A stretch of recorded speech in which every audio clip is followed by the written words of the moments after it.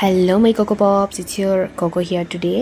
So இன்றைக்கி நம்ம ஜேகேயோட FF படி பார்ட் 9 தான் பார்க்க போகிறோம். ஆஸ் யூஷுவல் வேறு headphones for a good experience. It's just in imagination. So addict ஆகாதீங்க.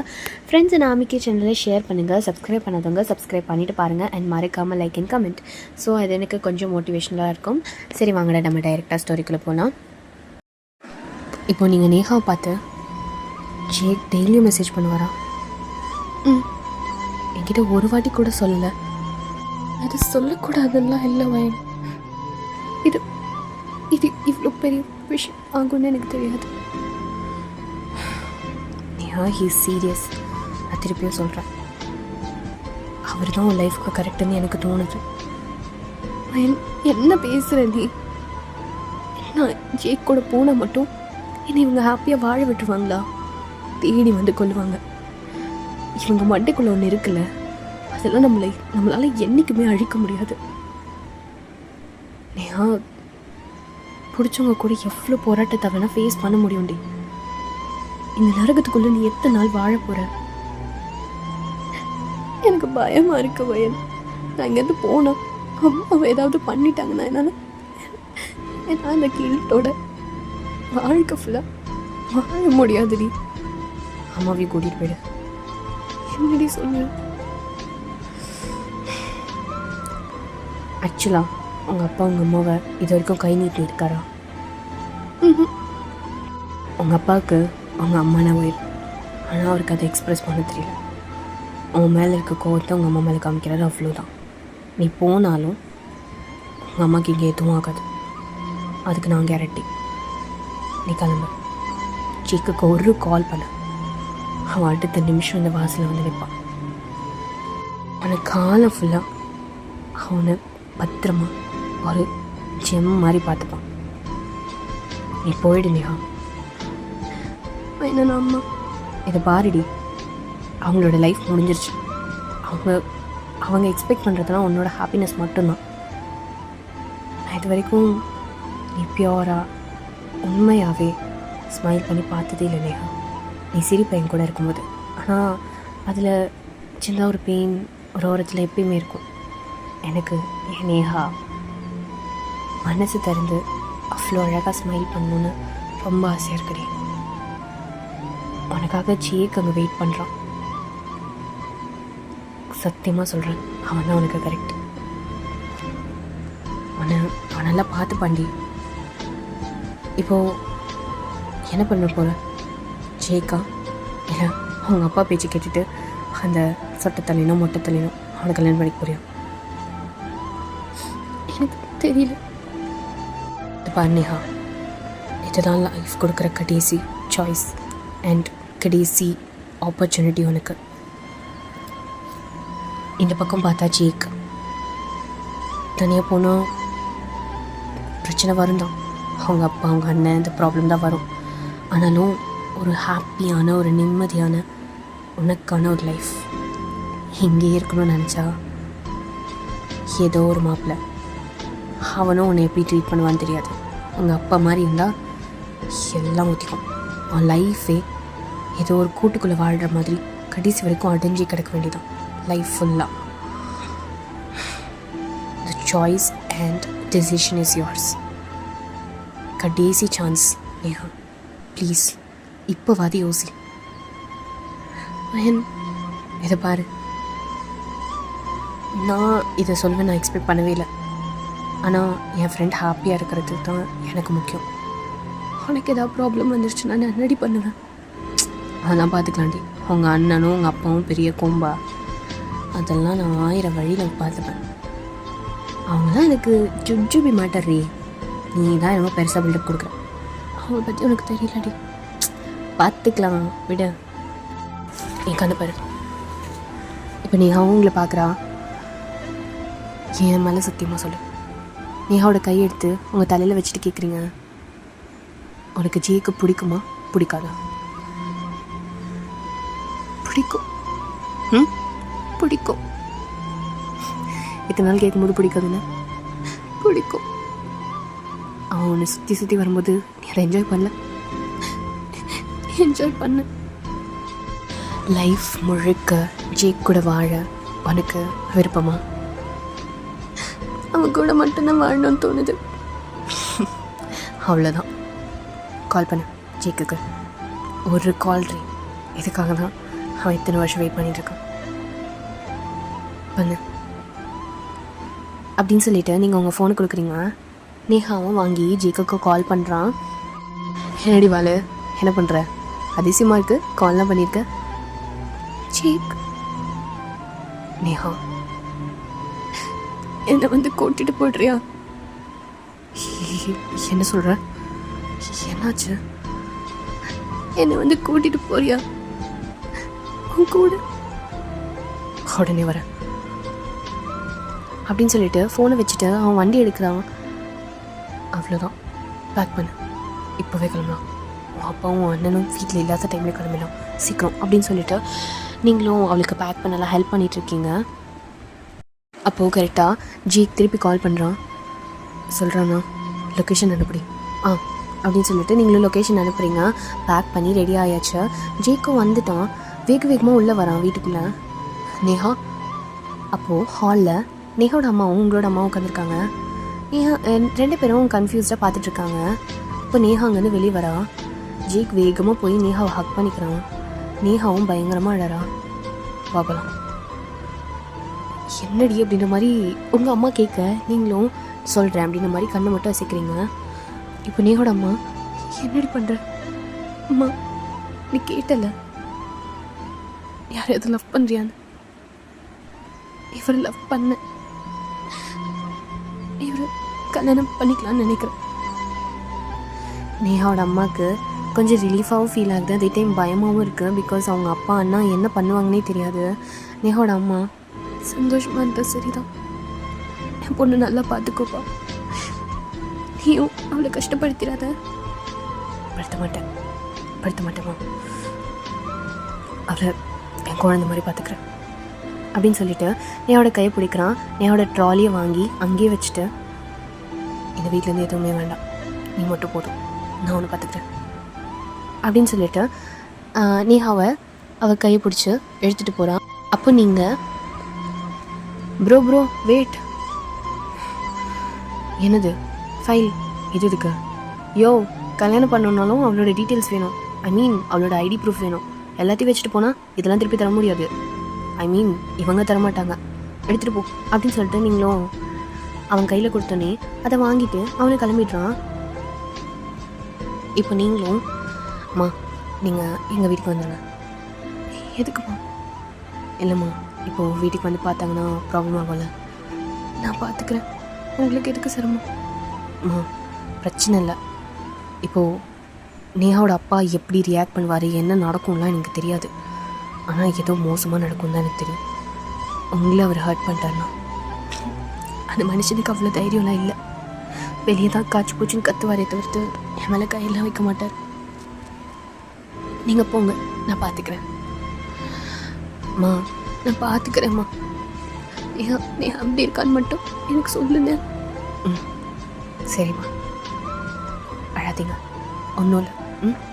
இனிமேல் உங்கள் பொண்ணு ரொம்ப ஹாப்பியாக இருப்பா. நான் வரேன் அப்படின்னு சொல்லிட்டு நீங்களும் கிளம்பிடுறீங்க. உங்கள் வீட்டுக்கு போனதுக்கப்புறம் உங்கள் அம்மா கிட்டே எல்லாத்தையும் சொல்கிறீங்க, இந்த மாதிரி ஜெய்க் வந்து நேஹாவை லவ் பண்ணது, நேஹா நோ சொன்னது அப்படின்றதெல்லாம்.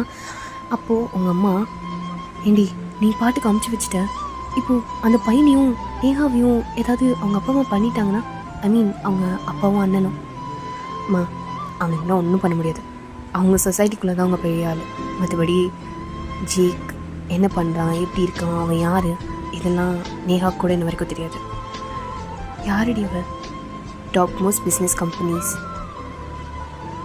மிஸ்டர் லீ தெரியும்ல? ஆமாம், டாப் மோஸ்ட் கம்பெனியில் ஒன் ஆஃப் த மெம்பர். அவரோட பையன். அவரோட பையனா? நேஹாக்கு இதெல்லாம் தெரியாது. அவங்க வீட்டில் அதெல்லாம் பிரச்சனை இல்லைம்மா. அவங்க வீட்டில் இவன் லவ் பண்ணி கல்யாணம் பண்ணிக்கிட்டாலும் ஓகே தான், அவங்க கல்யாணம் பண்ணிக்கிட்டாலே ஓகே தான். இத்தனை நாள் கேட்டிருக்காங்க, சார் நோன்னு சொல்லியிருக்காரு, ஒரு பொண்ணை லவ் பண்ணுறேன் அந்த மாதிரி எல்லாத்தையும் சொல்லியிருக்காங்க. அவங்க வீட்லேயும் ஓகே, பொண்ணை கூட்டிகிட்டு வா கல்யாணம் பண்ணிக்கலான்னு தான் சொல்லியிருக்காங்க. ஆனால் இவனோ சொன்னனால தான் இத்தனை நாள் வெயிட் பண்ணான். நல்ல பையன் தானடி, ரொம்ப நல்ல பையமா. நேஹாவை அவனால் மட்டும்தான் ஹாப்பியாக பார்த்துக்க முடியும். சந்தோஷமாக இருந்தால் சரிதான். சரி, நீ பாட்டுக்கு தைரியமாக அமுச்சு வைக்கிற. என்ன தைரியத்தில் அமிச்ச? ஏன் ஏன் என்ன தைரியம் இருக்கணும்? பயமா இல்லையா அவங்க அண்ணனையும் அப்பாவையும் பார்க்கும்போது? ஆமாம்மா. ஐயோ, ரெண்டும் பயங்கரமாக பேசும், அவ்வளோதான். மற்றபடி எனக்கு அவங்க பேசுறதுலாம் பார்த்தா சிரிப்பாக தான் வரும். சிரிப்பு வருமா? என்னடி டம்மி ஆக்குற? அம்மா, அவள் தான் என்னமோ அவங்க அப்பாவையும் அண்ணனையும் வெளில ரேஜுக்கு பேசுகிறா. அவள் ரொம்ப சாஃப்ட்டுமா, அதனால் அவளுக்கு அப்படி தெரியுது. நானாக இருந்தேன் வை, அந்த வீட்டில் லெஃப்ட் அண்ட் ரைட் வாங்கியிருப்பேன். சரிதான். நீ இந்த மாதிரி எதுவும் பண்ண மாட்டியே?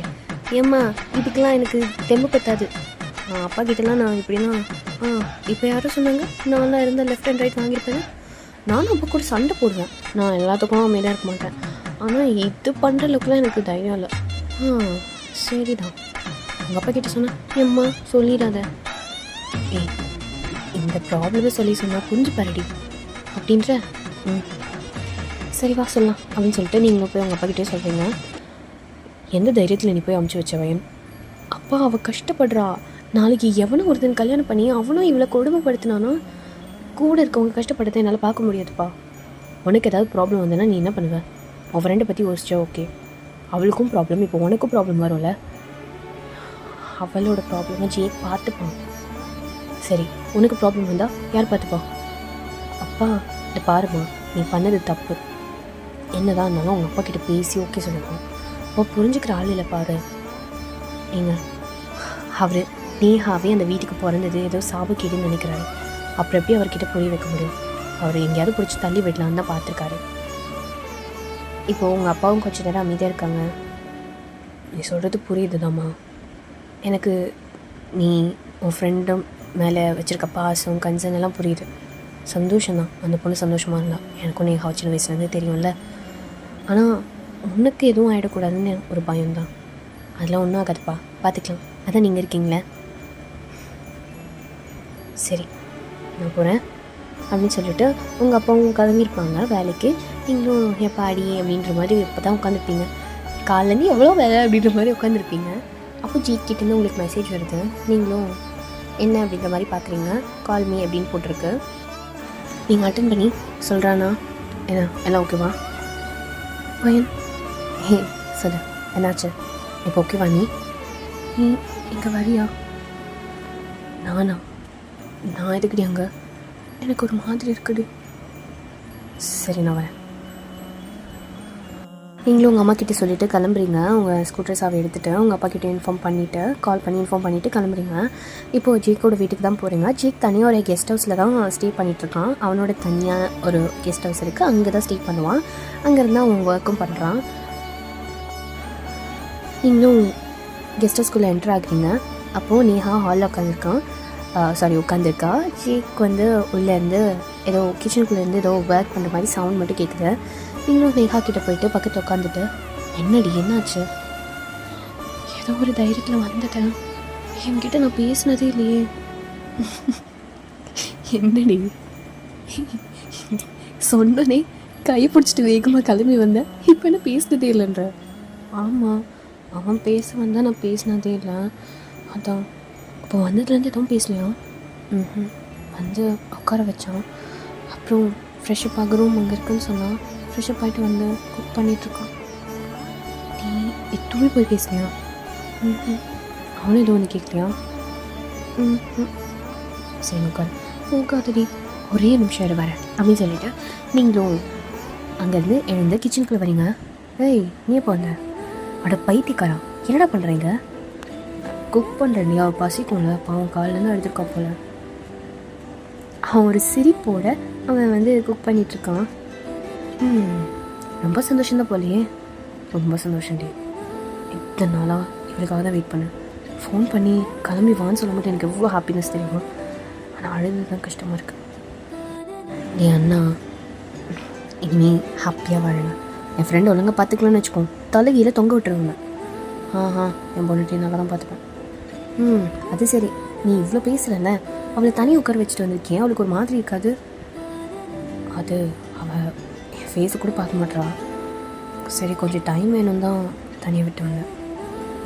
பைத்தியக்காரா, நீ தான் போய் பேசணும். அவளாம் வந்து பேச மாட்டாள். நம்மளா போய் பேசி அவளுக்கு கொஞ்சம் கம்ஃபர்டபுளாக அந்த என்வாயன்மெண்ட் ஆக்கி அதுக்கப்புறம் தான் நீ அவகிட்ட ஜாலியாகவே பேச முடியும். இது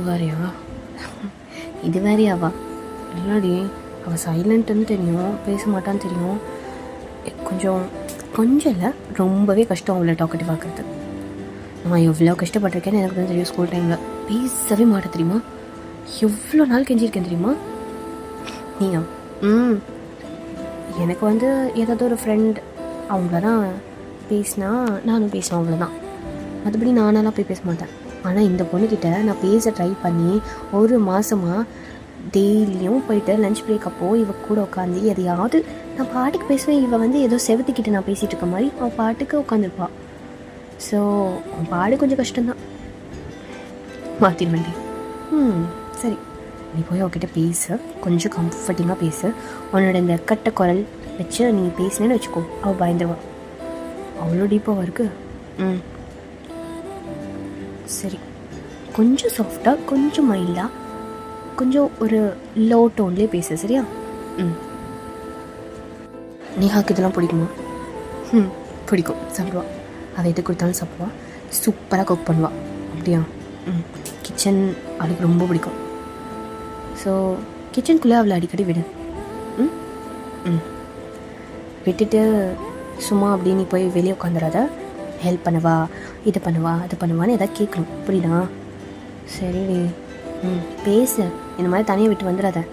சரியான லூஸாக இருப்ப போல் அப்படின்ற மாதிரி நீங்கள் சொல்லிவிட்டு என்ன பண்ணுற, டீ போட்டியா? கொடு அப்படின்னு சொல்லிட்டு நீங்களும் எடுத்துகிட்டு போய் நேஹாக்கு ஒரு கப் கொடுத்துட்டு நீங்களும் குடிச்சிட்டு உட்காந்துருக்கீங்க. அப்போ ஜேக்கும் வரான். நேஹா, குக் பண்ணிட்டேன், டீ குடி. அதுக்கப்புறம் இப்போ சாப்பிட்ணுனாலும் ஓகே, அப்புறமா சாப்பிட்னாலும் சாப்பிடலாம். உங்களுக்கு பசிக்கலையா? நீ வா, அவனுக்கு எப்போ பசிக்கிட்டோ சாப்பிடலாம். சரி சாப்பிட்லாம், டீ குடி முதல்ல அப்படின்னு சொல்லிட்டு அவனும் உங்களை பார்த்து குடிக்க சொல்கிறா. நீங்களும் குடிச்சிட்ருக்கீங்க. ஐ மீன் நேஹா. ஸோ நீங்களும் பார்த்துட்டு சரி இதுக்கு மேலே நீங்கள் மேனேஜ் பண்ணிப்பீங்களா? ஹே, இதுக்கு மேலே நீ உன் கூட தான் இருக்க போகிற, கல்யாணம் பண்ணிக்கணும்ல. அதுக்கு நான் கொஞ்சம் அரேஞ்ச்மெண்ட்ஸ்லாம் பண்ணணுன்னு நினைக்கிறேன். என் ஃப்ரெண்டோட மேரேஜ் பயங்கரமாக அப்படி ஜாலியாக அந்த மாதிரி ஒரு என்வாயன்மெண்ட்டில் நடக்கணும்னு நான் நினைக்கிறேன். நிறைய பிளான்ஸ் இருக்குது மேடம். ஸோ எனக்கு கொஞ்சம் டைம் வேணும். ஓகே, இப்போ நான் விடை பெறுகிறேன், டாட்டா அப்படின்ற மாதிரி நீங்களும் கிளம்பிட்டீங்க. சரி, அவங்களுக்கு கொஞ்சம் டைம் கொடுக்கணும் அப்படின்னா சீக்கிரமாக கிளம்பியிருப்பீங்க. இப்போ உங்களுக்கு ஜேக்கு கிட்டேருந்து கால் வருது. நீங்களும் பாடுறா இவ்வளோ நாள் கழிச்சு கால் பண்ணுறோம் அப்படின்ற மாதிரி நீங்களும் அட்டென்ட் பண்ணுறீங்க. ஓய், என்ன சீனியர், எனக்கு கால் பண்ண இத்தனை நாள் ஆச்சா? ஏன் நீ கால் பண்ண வேண்டியதானே? நீங்கள் தான் எப்பயும் பிஸியாக இருக்கீங்களேப்பா, டெக்ஸ்ட் பண்ணாலும் லேட்டாக தான் ரிப்ளை பண்ணுறீங்க. சரி, உங்களை எதுக்கு டிஸ்டர்ப் பண்ணிக்கிட்டு, அதனால தான். ஜேக் நேஹாவை கூட்டிகிட்டு வந்துட்டான்னு இப்போ தான் சொன்னான். ஆமாம் சீனியர். ஆக்சுவலாக நேஹா வீட்டில் என்ன ப்ராப்ளம், அது ஒரு பெரிய கதை. எங்கே இருக்க? ஜேக்கோட கெஸ்ட் ஹவுஸில் மீட் பண்ணாமா? ஓகே, வீட்டில் சொல்லிட்டு வரேன். நீங்களும் உங்கள் அம்மா கால் பண்ணிவிட்டு நான் வரதுக்கு இன்னும் கொஞ்சம் நேரம் ஆகும் அப்படின்ற மாதிரி சொல்லிவிட்டு வச்சிடுறீங்க. இப்போது ஜிகேவும் உங்களுக்கு லொக்கேஷன் அனுப்பியிருப்பான். நீங்களும் அந்த ரெஸ்டாரண்ட் போகிறீங்க. அங்கே ஜிகே உங்களுக்காக வெயிட் பண்ணிட்டுருப்பான். ஹலோ குக்கி, எவ்வளோ நாள் ஆச்சுல அப்படின்ற மாதிரி நீங்களும் போகிறீங்க. அவனு வந்துட்டு ஆமாம் அப்படின்ற மாதிரி சிரிச்சுட்டு இப்போது 2 பேரும் ஆர்டர் பண்ணுறீங்க. சரி, நேஹாவோட பேக்ரவுண்ட் அதெல்லாம் கொஞ்சம் தெரியணும். ஏன் பேக்ரவுண்ட் செக் பண்ணிட்டு தான் கல்யாணம் பண்ணுவீங்களாண்ணே? ஏய், அப்படிலாம் இல்லை. நேஹாவோட பேக்ரவுண்ட் தெரிஞ்சுக்கிட்டேன்னா அதுக்கப்புறம் ப்ராப்ளம் ஏதாவது வந்தால் கூட நான் ஹேண்டில் பண்ணிப்பேன். அப்படியா? அஃபீஷியலாக எல்லா டாக்குமெண்ட்ஸும் எடுத்தாச்சு. அடப்பாவீங்களா? என்ன எங்களுக்கு எடுக்க இவ்வளோ நாள் போகுது? அதானே. அப்புறம் பர்சனலாக அவள் எப்படி, அவள் ஃபேமிலி எப்படி, அப்படி அந்த டீட்டெயில்ஸ்லாம் தெரியும்.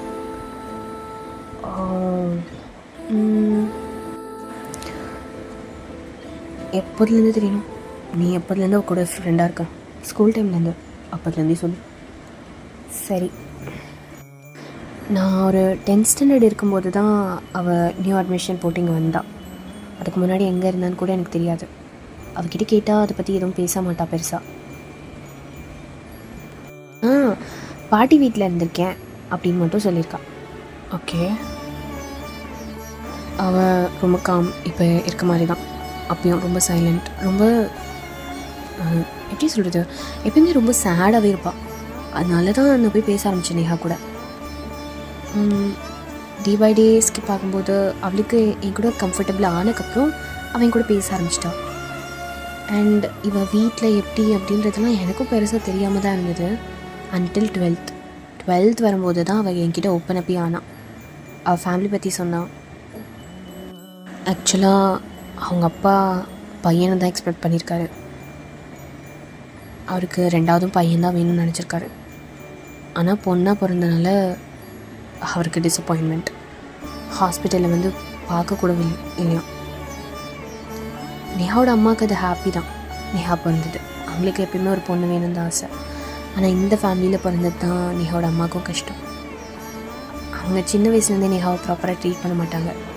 நேஹாவோட அம்மா தவிர அது யாருக்கும் அந்த வீட்டில் நேஹாவை பிடிக்காது. அவங்க பாட்டி ரொம்ப மோசம். இப்போ அவங்க பாட்டி இங்கே இல்லை, ஆனால் இருந்த வரைக்கும் அவளுக்கு என்னெல்லாம் பண்ண முடியுமோ அந்தளவுக்கு டார்ச்சர் பண்ணுவாங்க. அவளை எல்லா வேலையும் பார்க்க விடுறதுலேருந்து லிட்ரலாக அவள் அப்போதுலேருந்தே இந்த மாமியார் கொடுமைலாம் அவங்க பாட்டி மூலிமா ஹேண்டில் பண்ணிட்டு தான் இருந்தாள். என்ன சொல்கிறேன், ஆமாம், அவங்க சொசைட்டியில் தன்வீர் ஃபேமிலி, அதாவது நேஹாவோட ஃபேமிலி. தன்வீர் ஃபேமிலியா? ஏன் சொல்லு. தன்வீர் ஃபேமிலினா பெரிய ரெப்யூட்டேஷன். அவங்களுக்கு வாரிசாக பையன்தான், இன்னொரு பையன்தான் வேணும்னு நினச்சாங்க. ஆனால் நேஹா பிறந்தவங்க தான் அந்த டிசப்பாயின்மெண்ட். அதுக்கப்புறம் நேஹாவோட அம்மா கிட்ட கூட நேஹா அப்பா அவ்வளோ பேசுகிறதில்ல. நேஹாவை அவங்க கூட உட்கார வச்சு சாப்பிட விட மாட்டாங்க, பெருசாக பேச மாட்டாங்க நேஹா கிட்ட. அப்புறம் ரொம்ப ஹர்ட் பண்ணுவாங்க. ஸ்கூல் காலேஜ் இதெல்லாம் படிக்க வச்சதே பெரிய விஷயம். எப்படின்லாம் தெரியல. பிகாஸ் அவங்களுக்கு நேஹா மேலே பெருசாக இன்ட்ரெஸ்ட் இல்லை. அவள் ஒரு தேவையில்லாத இன்வெஸ்ட்மெண்ட்டுன்னு நினச்சாங்க. இந்த காலத்துலேயும் அப்படி இருக்காங்க. அவங்களுக்கு தேவை ஒரு ஹையர், அதுவும் ஆண் வாரிசு. அவங்களோட எல்லா சொத்து, அதுக்கப்புறம் அவங்களோட மொத்த எம்பையருக்கும் ஒரு வாரிசு ஹேண்டில் பண்ணுற மாதிரி. பாதி அவங்க அண்ணன் பார்த்துக்கிட்டாலும் மீதியை இன்னொரு பையனுக்கு கொடுக்கணுன்னு தான் நினச்சாங்க. பிகாஸ் முக்கால்வாசி சொத்து அவங்களோட சொசைட்டியில் முக்கால்வாசியான சொத்து, அதுக்கப்புறம் பெரிய பொசிஷன், இதெல்லாம் இவங்கக்கிட்ட தான் இருக்குது. வம்சா வழியாக இவங்களுக்கு தான் அந்த பொசிஷன் போயிட்டுருக்கு. அதனால் அவங்க நேஹாவையும் ஒரு பையனாக இருந்திருக்கணும்னு நினச்சாங்க. பட் நேஹா பிறந்தனால அவளுக்கு இந்த ட்ரீட்மெண்ட். எப்பயுமே அவளை ஹார்ட் பண்ணுற மாதிரி தான் பேசுவாங்க. அவங்க அண்ணன் இன்னும் மோசம். எப்போ பார்த்தாலும் இவளை தப்பாகவே தான் பேசுவான். புர்கா போட்டு வெளியே போகணும், ஹிஜாப் ஒழுங்காக போடு, கண்ணு கூட தெரியக்கூடாது அப்படின்ற மாதிரி மறைச்சு வாழணும்னு சொல்லுவான். அவங்களோட ரிலீஜனை ரொம்ப ப்ராப்பராக மெயின்டைன் பண்ணுற பொண்ணு தான். ஆனால் ஒரு சில டைம் அவள் புர்கா வேர் பண்ண மாட்டாள். That depends on each Muslim families பிலீஃபில். ஆனால் அவங்க ரொம்ப ஸ்ட்ரிக்ட். எப்பயுமே புர்கா போட்டு தான் வருவாள். என் கூட இருக்கும்போது தான் உனக்கு கம்ஃபர்டபுளாக இல்லைன்னா ரிமூவ் பண்ணி வச்சுக்கோன்னு சொல்லுவேன். ரிமூவ் பண்ணிப்பாள். அவளுக்கு அது கொஞ்சம் ப்ராப்ளமாக தான் இருக்குது புர்கா. ஆனால் ஹிஜாப் அதை அவள் கழட்டவே மாட்டாள். உனக்கு தான் தெரியுமே. தெரியும். ரொம்ப சாஃப்ட் நேச்சர் அவள். ஸோ என்ன தான் பண்ணாலும் அவள் பெருசாக எதிர்த்து பேச மாட்டாள். அவங்க அண்ணன்கிட்ட சண்டை போடுவாள். ஆனால் அவனும் பெருசாக இவளுக்கு பயந்து அந்த மாதிரிலாம் எதுவும் கிடையாது. இவன் பேசுகிறத சும்மா கேட்பான், திருப்பி எதையாவது ஏடகுடமாக சொல்லி இவளை அழ வச்சுட்டு போயிடுவான். ஸோ ப்ராப்ளம் அப்பா, அப்புறம் அண்ணன், பாட்டி. இல்லை, பாட்டி மாண்டியை போட்டு ரொம்ப நாள் ஆச்சு. பாட்டி இல்லையா? அப்போ ஒன்று பிரச்சனை குறைஞ்சதா? ஐயோ, இருந்தாலும் அவங்க அண்ணன் ஒருத்தர் இருக்கானே, அவனும் சப்பா இவங்க டெய்லி பண்ணுறதெல்லாம் கேட்கும் போது எனக்கு அவ்வளோ கோவம் வரும். இப்படி ஒரு அழகான சோல், அந்த சோல் ஏன் அந்த ஃபேமிலியில் பிறக்கணும்னு தோணுச்சு. அவள் எத்தனையோ வாட்டி அந்த ஃபேமிலி விட்டு வெளியே வர சொல்லியும் அவள் வரமாட்டேன்னு சொல்லுவாள். பிகாஸ் அவளுக்கு அவங்க அப்பா தான் உயிர். ரொம்ப பிடிக்கும், பேசணுன்னு ஆசை. எங்கள் அப்பாவை பார்க்கும்போதுலாம் அவன் சொல்வாள், உங்கள் அப்பா உங்ககிட்ட உட்காந்து பேசுகிறாருல, எங்கள் அப்பா என் முகத்தை கூட இது வரைக்கும் நான் பார்த்ததில்ல. நான் வெளியே வந்தால் கூட அவர் வேக வேகமாக எழுந்து விட்டு வெட்டி வெளியே போயிடுவார் அப்படின்னு சொல்லி ஃபீல் பண்ணியிருக்கான். இப்போது ஜேக் கூட வந்தது எனக்கு ரொம்ப ஹாப்பி தெரியுமா. ஜேக் நல்லா பார்த்துப்பான்ல, கண்டிப்பாக நல்லா பார்த்துப்பான். ஜேக்கோட ஃபேமிலி எதுவும் அப்போஸ்லாம் பண்ணல. அவன் சொன்னான், பட் என்ன ஆறுதல் படுத்துறதுக்காக சொன்னான்னு நினச்சான். இல்லை அப்போஸ்லாம் பண்ணல, அவங்களுக்கு யாருனாலும் ஓகே தான். சரி, தன்வீர் ஃபேமிலின்னு சொல்லும்போது நீ ஏன் தன்வீர் ஃபேமிலியான்னு கேட்டேன். அதில் ஒன்றும் இல்லை. ஏன் பெருசாக இந்த பாட்ஷா படம் ஃப்ளாஷ்பேக் மாதிரி ஏதாவது இருக்கா என்ன? அப்படிலாம் ஒன்றும் இல்லை. தன்வீர் ஃபேமிலி ரொம்ப மோசம்னு கேள்விப்பட்டிருக்கேன். ஓ ஆமாம், அவங்களோட ரிலீஜனில் இருக்கவங்க கிட்ட மட்டும்தான் ஃப்ரெண்ட்ஷிப்போ பிஸ்னஸோ பண்ணுவாங்களாம். ஓ, அது ரொம்ப கரெக்டு தான். நான் எத்தனை வாட்டி வீட்டு வாசல் நின்று நேஹாவை இறக்கி விட்டுருக்கேன் தெரியுமா. ஒரு வாட்டி கூட என்னை வீட்டுக்குள்ளே கூப்பிட்டது கிடையாது. அதுவும் நான் இவகிட்ட பேசி அன்றைக்கி ஏதாவது சண்டை போட்டு எதிர்த்து பேசிட்டான்னு வச்சுக்கோங்க அண்ணன்கிட்ட, அவன் வந்து என்னை இன்சல்ட் பண்ணுவான். அவங்க கூட சேர்றதுனால தான் இவ கேட்டு போகிறான், நீ ஊர் மேயர் மாதிரி அவ்வளோ ஊர் மேயரா அப்படி இப்படின்னு பேசுவான். இது கேட்டோன்னு ஜிக்கு கோவம் வருது. அப்படி இல்லாமல் பேசுவான். டென்ஷன் ஆகாத. ஃபஸ்ட்டு ஒரு 2 நாள் எனக்கு என்னடா இவன் இப்படி பேசுகிறான் அப்படின்ற மாதிரி இருந்தது. சரி, ஃப்ரெண்டோட அண்ணா எதிர்த்து பேசக்கூடாதுன்னு நினச்சேன். 3rd டேலாம் நானே லெஃப்ட் அண்ட் ரைட் வாங்கிட்டேன். அவனுக்குலாம் என்ன மரியாதை.